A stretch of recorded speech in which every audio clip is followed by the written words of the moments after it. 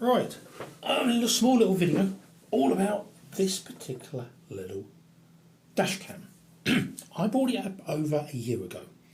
The reason why I bought it was I was planning to hire a car and I wanted a dash cam that I could easily put into the car to record the journey, just in case if there were any incidents happening whilst I had the hired car.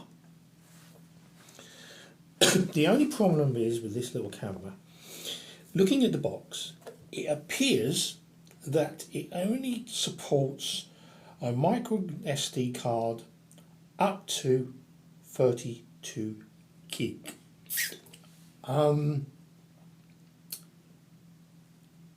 That's not exactly correct. It can support a bigger capacity card than 32 gig, and I've just discovered that. I've been using Windows 10 and I put a card, a 64 gig card in Windows, formatted it and tried it in this particular little unit, and the unit wouldn't recognise the card. But what I hadn't realised is that Windows had formatted it to something that was not FAT32. If you have a Linux operating system, it gives you the option of formatting a card to FAT32, put that card actually in, and this machine will start recording on it. So you can put a bigger card in than 32 gig. So my plan is, I tried a 64 gig card, that seems to work. I have got some other memory cards. I think the biggest one I could possibly put in there is possibly a 256 gig card.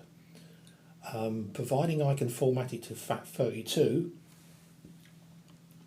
this unit works quite happily and quite happily records on it. The other thing is I found that once it's formatted, the card, I can use the actual menu system on the dash cam to format the card if I want to erase any of the video footage on the card. If you get something and it says it takes up to a certain capacity, it doesn't always mean that is correct. It could take a bigger card in, it's just that the dash cam may not have the capabilities of formatting a card bigger than 32 gig, so you have to do this on a computer, and once you put that formatted card actually in the dash cam is quite happy